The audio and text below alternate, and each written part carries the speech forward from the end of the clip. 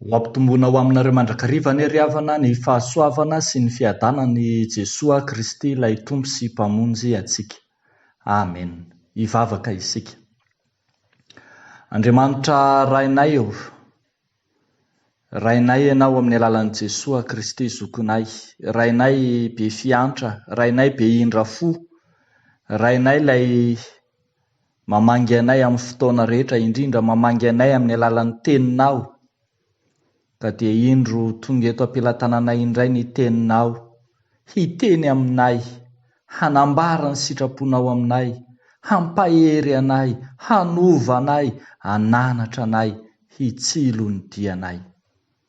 Koa avao izay ty anatinay Tompo, amin'ny alalan'ny fanenao masina ny fiainanay izany teny izany, andehananay araka ny sitraponao.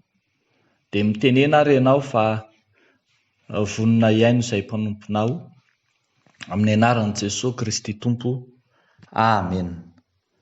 Mofinaina voalahatra ho antsika anio ry havana dia izay hitantsika indray eo amin'ny bokin'ny Jeremia mpaminany, toko 4, ny 12 hatramin'ny 20. Jeremia toko 4, 12 hatramin'ny 20. Vakiana ary amin'ny anaran'ny Tompo manao hoe: fa adala ny oloko, izao tsy mba fantany, zaza tsy misy saina izy, sady tsy manam-pahalalana. Raha ny hanao ratsy dia hendry izy, fa ny hanao soa kosa tsy fantany. Nojereko ny tany ka indro tsy nisy endrika izy sady foana, ary ny lanitra koa ka indro tsy nanam-pahazavana izy. Nojereko ny tendrombohitra ka indro ny orooro izy, ary ny havoana rehetra ny ozongozona. Nojereko ka indro tsy nisy olona, ary ny voromanidina rehetra efa nandositra. Nojereko ka indro ny saha mahavokatra aza efa tonga efitra, ary ny tanànany rehetra dia rava teo anatrehan'i Jehovah, dia teo anoloan'ny firehetan'ny fahatezerany. Fa izao no lazain'i Jehovah, ho lao ny tany rehetra, nefa tsy ho levoniko avokoa izy. Noho izany dia hisaona ny tany, ary ho tonga mainty ny lanitra ambony, satria efa niteny izany aho, sady efa nikasa izany, ka tsy hanenina na hanatsoaka izany. Ray Masino, manamasinanay amin'ny fahamarinana, ny teninao no fahamarinana. Amen. Revako malala ao amin'ny Tompo, ity faminaniany Jeremia mpaminany ity dia faminaniana ny amin'izay hanjoa ny Joda sy Jerosalema, faminaniana ny amin'ny zavatra izay tsy mbola nisy tahaka izany, zavatra tsy mbola niseho mihitsy, ary toa filazana loza aza, toa fanehoana ny amin'ny zava-doza hiseho amin'ny Joda sy Jerosalema rahatray no ambara eto, dia ny amin'ny fanjakana atsimo izany. Ilay firenena voafidin'i Jehovah, ilay firenena izay nambara fa an Jehovah no indro tradoza, no indro hiarana izao faminaniana loza samihafa izao. Eo anatrehan'izany indrindra no andeha ho tarafitsika ny Andriamanitra maneho ny maizy azy. Ho jerentsika ilay Andriamanitra maneho ny maizy azy eto amin'izao mofinaina izao. Voalohany dia hitantsika eo ilay Jehovah mahalala ny olona. Jehovah mahalala ny olona. Eo amin'ny andininy 2:20 hatramin'ny 4:20 dia toa tazana eo ny fahitana na faminaniana sahady ny amin'izay efa hitan'ny Jehovah Andriamanitra ho an'ireto olom-boafidy ireto. Toa tsinjon'ny Jehovah sahady ny anjo azy fa toa lasa firenena lavitsabatra izy, firenena izay tsy mahita ny tavan'Andriamanitra intsony, firenena izay hiaran'ny fandringanana sy ny fandravan'ny fahavalo, firenena ravanady ary dia indro ary feno pitsoam-ponenany. Ary tsy vitan'izany ihany fa toa miantraika amin'ny zavaboary sy amin'ny zavamananaina rehetra mihitsy izany loza miatra amin'ilay firenena voafidin'i Jehovah izany. Koa indro hitantsika eto fa niala tamin'ilay fitiavana voalohany ny vahoaka ka tsy te hanao ny tsara fa miazakazaka manao ny ratsy, misaina hanao ny ratsy mandrakariva ka tsy mitady ny hanao ny tsara, ary dia tonga tany amin'ny faharavana.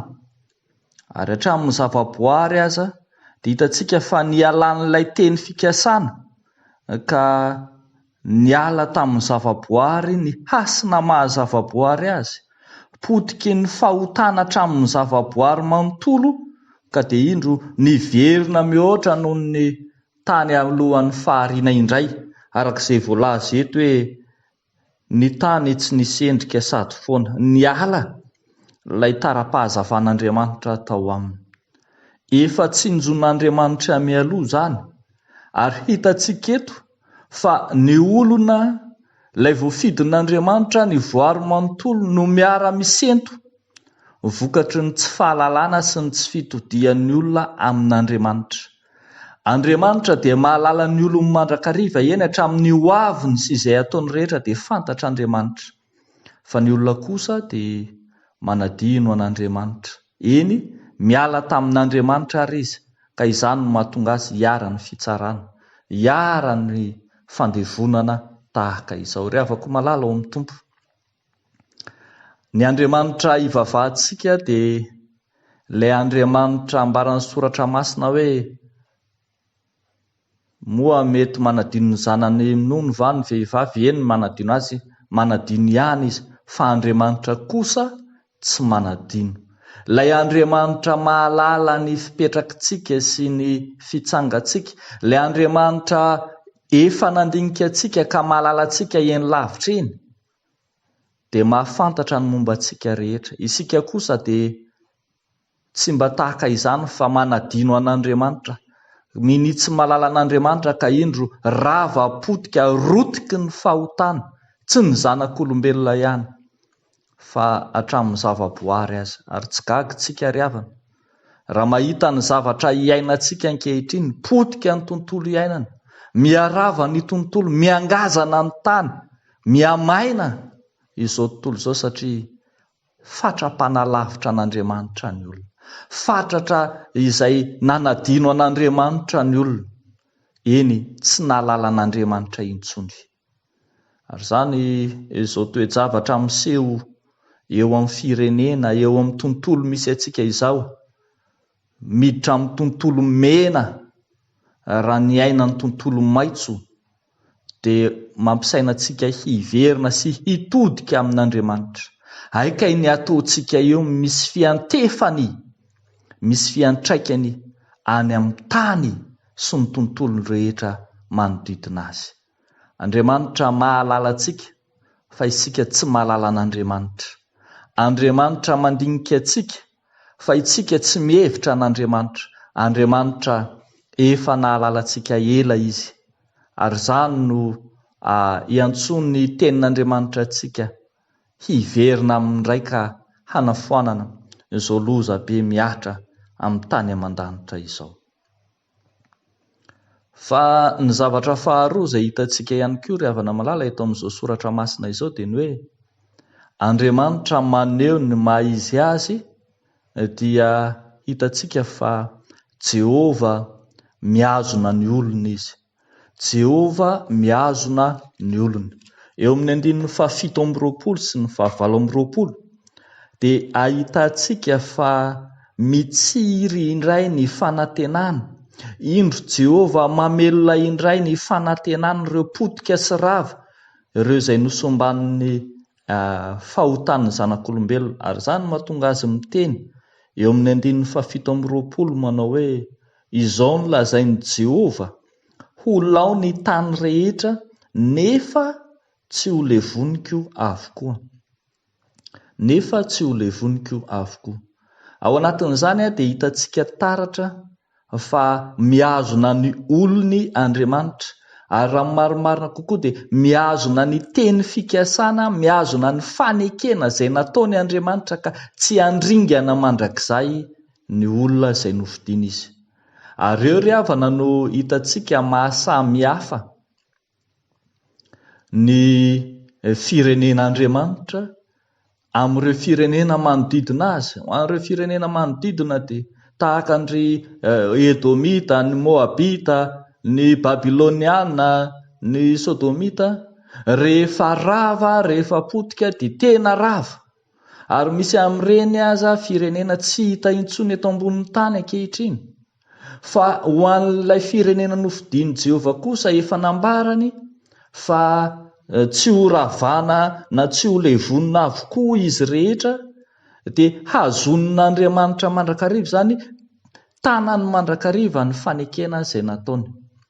Miteny matetika Andriamanitra hoe hisisa avy amin'ny taranak'Israely. Avy amin'ny sisa no ananganan'Andriamanitra tandroka, ananganana firenena ho avy n'ilay voafidin'Andriamanitra. Ary tsika ary dia mahita tsara fa avy amin'io sisa izay nofidian'Andriamanitra io, avy amin'io izay tsy naringan'Andriamanitra io no hitantsika ny avian'ilay Mesia. Ilay Mesia izay mitondra fanarenana vaovao indray ny tany. Ilay Mesia izay manala sy manaisitra ireo faharavana rehetra nisy teo aloha. Mesia izay mitondra ny mazava indray eo amin'ny tany ka manala azy ao anatin'ilay tsy misy endrika sady foana. Ny Mesia izay mitondra fahazavana eny amin'ny lanitra manontolo ka mampioripototra ny tendrombohitra sy ny havoana. Eny, ilay Mesia izay mitondra ny mazava ka hahatakarany olona ny hasy ny fahendrena sy ny fahalalana ary ny fanaovana ny tsara ka handavana ny fanaovany ratsy. Ilay sisa avy amin'ny taranak'Israely no hanarina ny taranak'Israely. Ny ho avy rehetra eny mipaka amin'izao tontolo izao mihitsy azy. Jehova miazona ny olony, dia Jehova izay manarina indray ny firenena voafidiny. Jehova izay manonitra ny fahasimbana sy ny faharavana rehetra izay misy. Ry havako malala ao amin'ny Tompo, hitantsika taratra amin'izany fa tsy hanary mandrakizay Andriamanitra. Mbola mitsindro mandrakariva izy ny amin'ny olony, ny amin'izay firenena, ny amin'izay efa nanao fanekena taminy. Ary ao anatin'izany isika tsiraray avy. Ho antsika indrindra no nananganan'Andriamanitra ny Mesia izay miazona antsika, na dia difitry ny fahotana aza, na dia tsy mahatsiaro an'Andriamanitra aza, na dia efa nanalavitra an'Andriamanitra ary, dia izy Andriamanitra indray no manatona antsika tamin'ny alalan'i Jesoa Kristy, ilay avy amin'ny taranak'Israely, ilay avy amin'ny Jiosy, ilay loharanom-pamonjena ho an'izao tontolo izao, ilay tsy nahavery izao tontolo izao, araka ny teny hoe fa toy izao no tiavan'Andriamanitra izao tontolo izao, nomeny ny zanan'ilay tokana mba tsy ho very izay rehetra mino azy fa hanana ny fiainana mandrakizay. Ry havako malala, zava-dehibe no atakarantsika fa manao fanamby Andriamanitra, manao fanamby amintsika Andriamanitra fa tsy handevona antsika mandrakizay izy, toky sy fanantenana, mamelona ny masoandro mpanahan'ny mpino zany ahatakarany mpino fa miazona azy tsy ho very Andriamanitra. Anjarantsika sisa riavana, anjarantsika sisa satria hitantsika amin'izany ny dingana lehibe ataon'Andriamanitra miazona ny olona, mamonjy ny olona, manaisitra ny olony ho amin'ny faharavana sy ny fahampotehana. Indro Andriamanitra mitsinjo ny olony ka manomana ny ao ambadiky ny faharavana, manomana ny ao ambadiky ny fahampotehana sy ny fahasimbana samihafa izay misy eo amin'ny fiainany, dia Andriamanitra manomana fiainana tsara, fiadanana, feno fifaliana izay omanin'Andriamanitra tsy ho an'ny jiosy ihany fa ho an'izao tontolo izao mihitsy aza. Dia mahatoky isika fa ao amin'Andriamanitra no misy ny fitsaharana ho atsika, ao amin'Andriamanitra no misy ny famonjena atsika. Dia ho an'Andriamanitra ny voninahitra fa ho amintsika kosa izany tenin'Andriamanitra izany. Amen. Ivavaka isika. Raha eo faly misaotra anao izay ny amin'ny teninao izay mamelombelona ty anatina iray fa na dia efa nanalavitra anao ary izahay, na dia efa simba sy potika rotiky ny fahotana ary izahay, eny na dia efa tsy nisy fanantenana intsony aza ny momba anay, dia mbola misy fanantenana ihany ao aminao. Ianao ilay manangana ny rava, ianao ilay manisy fahazavana ho an'izao tontolo izao, ianao ilay mahalala anay ka mamonjy anay amin'izao toerana misy anay tsiraray avy izao. Misaotra Tompo fa vonina hitsinjo anay tokoa ianao. Ankehitriny ary izahay dia mametraka eo ambany fahasoavanao ireo mpino tsiraray avy izay ao anatin'ny adin'ny fiainana, ireo izay mitolona amin'ny fiainana, ireo izay voasakan'ny devoly sisa-tana tsy ahita ny tavanao Andriamanitra, entinay mbavaka eo anatrihanao izy ireny.